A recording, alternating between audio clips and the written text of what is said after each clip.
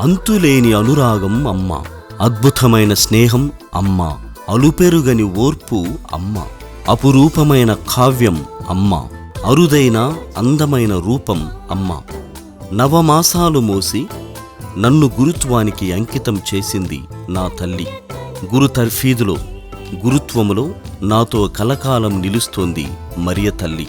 ఈ సృష్టిలో ప్రతి ఒక్కరూ మొదట చూసే రూపం అమ్మ, మొదటి స్పర్శ అమ్మ. కావున నిన్ను ప్రార్థింతును తల్లి. మరియ తల్లి గీతం అమ్మలందరికీ అంకితం.